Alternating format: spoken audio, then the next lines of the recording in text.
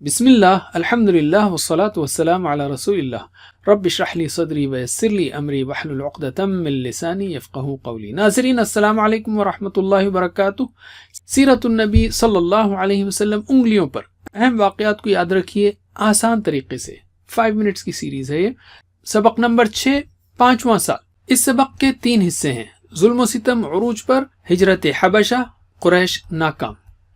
تو ہم لیتے ہیں پہلا حصہ، ظلم و ستم عروج پر کب ہوا؟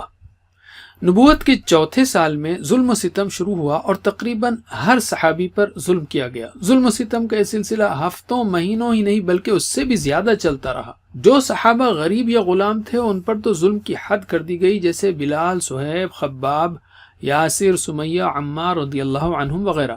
کسی کو باندھ کر مارا گیا تو کسی کی کعبے کے صحن میں پٹائی کی گئی، کسی کو چٹائی میں لپیٹ کر مارا گیا، کسی کو تپتی دھوپ میں رسی باندھ کر گھسیٹا جاتا تو کسی کو گرم زمین پر لٹا کر سینے پر پتھر رکھ دیا جاتا، کسی کو مار مار کر شہید کر دیا گیا۔ اسباق و عمل۔ شدید ظلم و ستم کے باوجود صحابہ کرام رضی اللہ عنہم حق پر ڈٹے رہے۔ اس میں ہر ایمان والے کے لیے ایک اہم سبق ہے۔ آزمائشوں سے حفاظت کی دعا کرتے رہیں، آزمائش آ جائے تو استقامت کی دعا مانگیں۔ علم، ویڈیو روکیے اور ایک دوسرے کو سکھائیے۔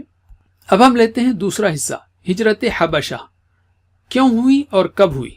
حبشہ کا بادشاہ نجاشی عیسائی تھا اور انصاف پسند شخص تھا۔ اہل مکہ کے ظلم سے بچنے کے لیے رسول صلی اللہ علیہ وسلم نے صحابہ رضی اللہ عنہم کو حبشہ کی طرف ہجرت کی اجازت دی۔ نبوت کے 5ویں سال رجب کے مہینے میں تقریباً 11 مردوں اور 5 عورتوں نے پہلی ہجرت کی۔ یہ لوگ 2 تجارتی کشتیوں میں سوار ہو کر حبشہ چلے گئے۔ قریش نے پیچھا کیا لیکن نامراد ہوئے۔ 2 ماہ بعد انہیں یعنی مسلمانوں کو غلط خبر ملی کہ اہل مکہ کے لوگ ایمان لا چکے ہیں۔ خوشی میں وہ واپس آ گئے اور مزید سخت حالات کا سامنا کیا، اس لیے کہ خبر غلط تھی۔ مکے میں جب ظلم انتہا پر پہنچ گیا تو سن 6 نبوی کے شروع میں تقریباً 100 صحابہ نے حبشہ کی طرف دوسری ہجرت کی۔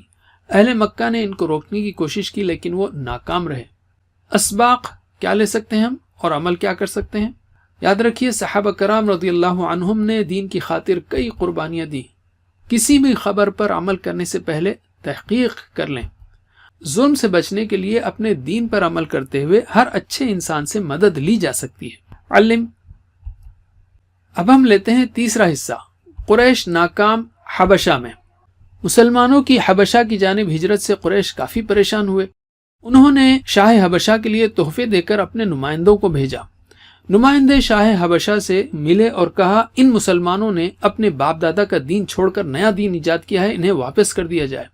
مسلمانوں سے بادشاہ نے سوال کیا تو حضرت جعفر رضی اللہ عنہ نے بادشاہ کے سامنے اسلام کی بہترین ترجمانی کی۔ بادشاہ بہت متاثر ہوا اور قریش مکہ کے نمائندوں کو واپس لوٹا دیا۔ اسباق و عمل۔ حق کا اظہار اور اعلان کرنے میں کبھی بھی ڈرنا نہیں چاہیے۔ سوالوں کا جواب حکمت کے ساتھ سوچ سمجھ کر دیجیے۔ جو لوگ حق کو جانتے ہیں وہ کبھی بھی حق کا ساتھ دینے میں پیچھے نہیں ہٹتے۔ علم۔ اب ہم لیتے ہیں قرآن و حدیث۔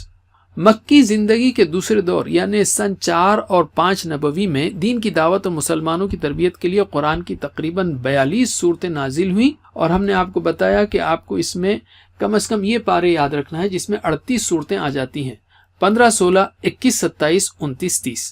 15، 16، 21، 27، 29، 30۔ حدیث۔ یاد رکھیے کتنی عجیب بات ہوگی کہ ہم محمد صلی اللہ علیہ وسلم کے کاموں کے بارے میں تو سنیں لیکن آپ نے جو صحابہ کو اور عام لوگوں کو نصیحتیں کی ہیں اس سے غافل رہیں۔ اس لیے روزانہ کچھ وقت حدیث پڑھنے کے لیے ضرور نکالیے۔ تو ہم اعادہ کرتے ہیں۔ نبوت کے 5ویں سال کے ہم نے 3 اہم موضوعات سیکھے۔ اب دائیں ہاتھ کی 5ویں انگلی کے 3 حصوں پر ان کی مشق کیجیے۔ ظلم و ستم عروج پر، ہجرت حبشہ، قریش ناکام۔ ظلم و ستم عروج پر، ہجرت حبشہ، قریش ناکام، یا مختصراً ظلم، حبشہ، قریش۔ جزاکم اللہ خیر۔ اس ویڈیو کا چھوٹا سا کوئز کیجیے جس کا لنک دیا گیا ہے۔ اللہ سے دعا ہے کہ وہ ہمیں سیرت النبی صلی اللہ علیہ وسلم پڑھنے، پڑھانے، عمل کرنے اور دین کا پیغام پھیلانے کی توفیق دے۔